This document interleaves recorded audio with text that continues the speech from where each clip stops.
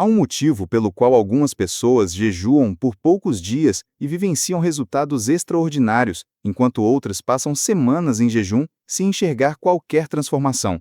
A diferença não está no tempo de duração do jejum, nem em quão espiritual alguém aparenta ser.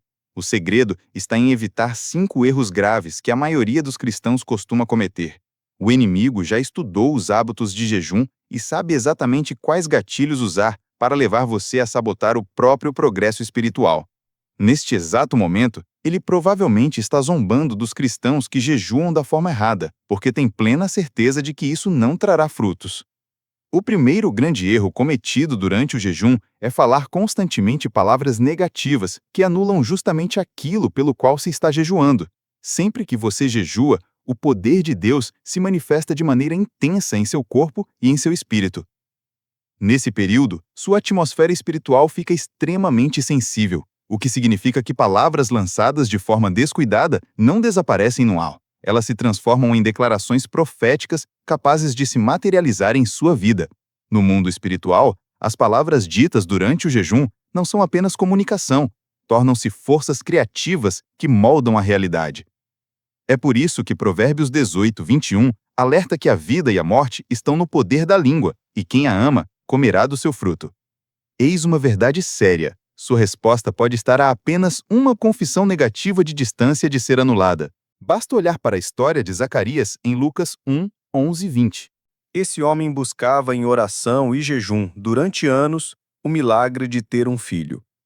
Quando entrou no templo para oferecer sacrifício e esperar em Deus, o anjo Gabriel lhe trouxe a resposta exata, a promessa de um filho. Mas, em vez de receber a palavra com fé, Zacarias começou a questionar. Como terei certeza disso, pois já sou idoso e minha esposa também está avançada em idade? Naquele instante, o anjo se entristeceu com sua confissão.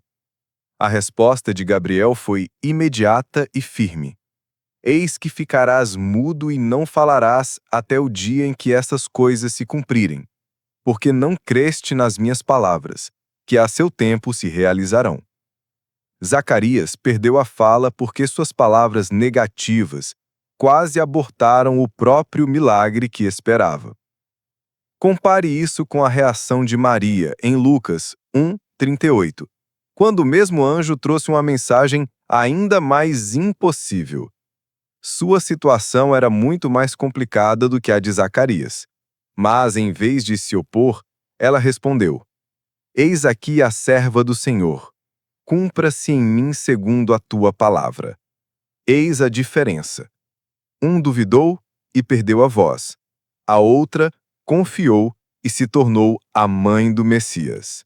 Quando você jejua e crê em Deus por qualquer área, seja emprego, casamento, cura ou finanças, cada palavra dita pode fortalecer sua fé ou destruí-la. Se você jejua por trabalho, não murmure sobre o mercado. Se jejua por saúde, não fique relatando seus sintomas. Se jejua por provisão financeira, não dê ênfase à sua falta.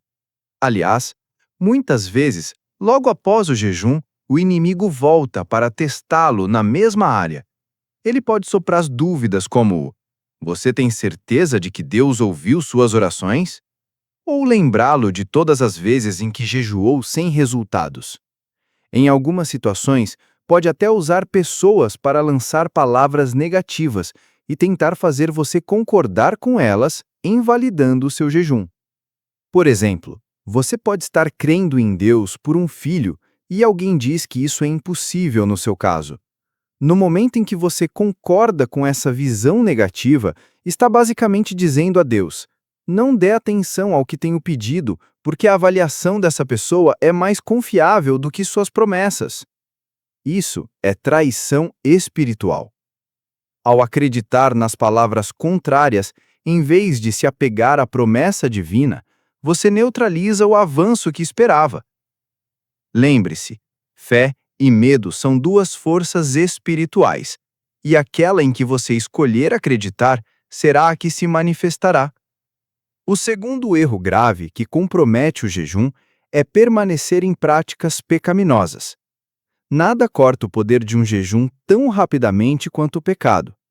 Ao jejuar, você cria uma linha direta entre seu espírito e o Espírito de Deus. O pecado, por sua vez, gera ruídos nessa comunicação e pode até cortar totalmente a conexão. Em Isaías 58, 3, 4, Deus se dirige a pessoas que jejuavam, mas não viam resultados. Por que jejuamos e não atentas para isso? Por que afligimos a nossa alma e não o sabes? Eis que no dia do vosso jejum cuidais dos vossos interesses. Jejuais para contendas e brigas, e para ferir com o punho da impiedade. Não jejuareis como hoje, para fazer ouvir a vossa voz no alto. A palavra hebraica usada para prazer aqui é shefetz, que significa desejo ou deleite. Aqueles homens e mulheres estavam em jejum, mas ao mesmo tempo alimentando seus desejos carnais e mantendo práticas erradas.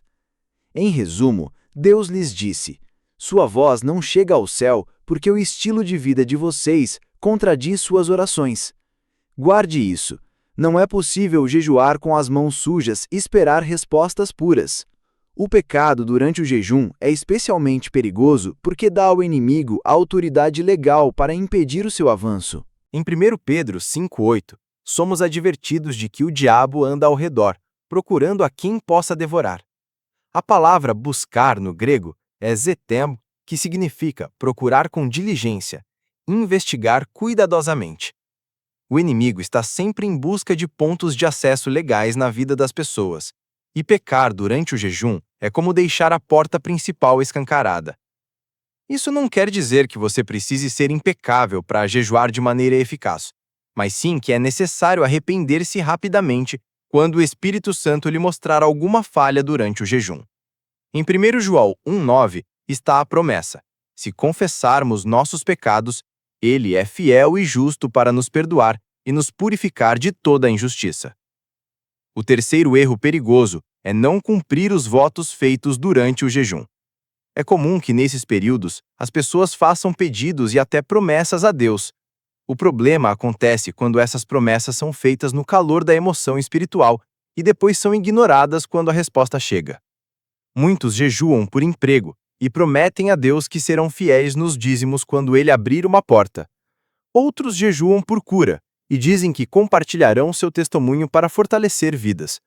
Alguns pedem restauração de relacionamentos e prometem servir a Deus junto com o cônjuge. Mas, quando a bênção chega, alguns simplesmente esquecem suas palavras. Isso não apenas entristece a Deus, mas também traz perigo espiritual.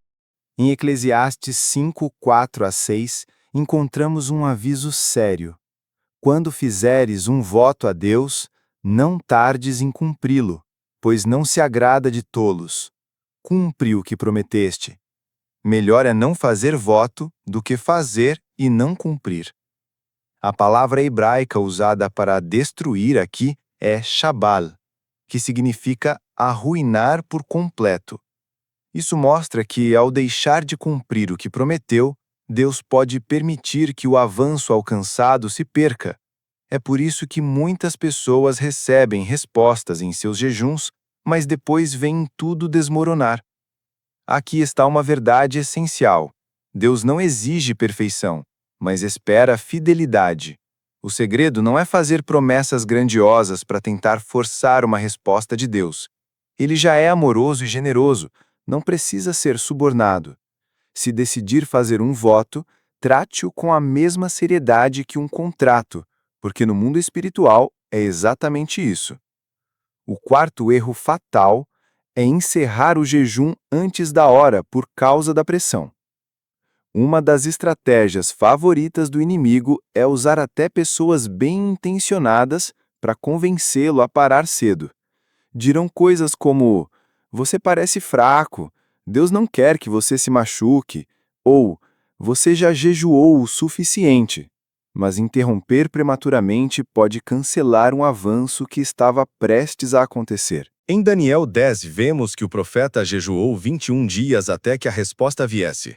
O anjo lhe disse: não temas, Daniel, porque desde o primeiro dia em que aplicaste o coração a compreender e a humilhar-te perante o teu Deus, foram ouvidas as tuas palavras, e por causa delas vim.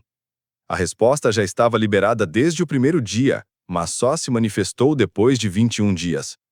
Se Daniel tivesse desistido no 20º dia, teria perdido uma das maiores revelações da Bíblia.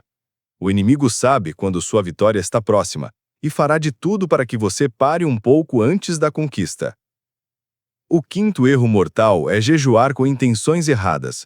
Tiago 4:3 afirma: Pedis e não recebeis, porque pedis mal, para gastardes em vossos prazeres. A palavra grega usada para mal é kakos, que significa com injustiça ou má intenção. Quando o jejum é motivado por egoísmo, desejo de impressionar pessoas, manipular Deus ou buscar apenas interesses pessoais, ele se torna ineficaz. O verdadeiro jejum tem como essência alinhar a nossa vontade à de Deus, e não tentar que ele se curve à nossa.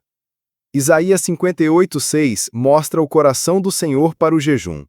Porventura não é este o jejum que escolhi? Soltar as ligaduras da impiedade, desfazer as ataduras do jugo, deixar livres os oprimidos e despedaçar todo jugo? O propósito do jejum não é mudar a mente de Deus sobre sua situação, mas transformar o seu coração para os propósitos dele. Quando você jejua com pureza de intenções, buscando a presença de Deus mais do que apenas as suas bênçãos, desejando a glória dele em vez do seu próprio conforto, então se posiciona para receber não apenas o que pediu, mas também coisas que nem imaginava. A força do jejum não está apenas no que você deixa de consumir, mas no que você busca nesse período de entrega e intensidade espiritual.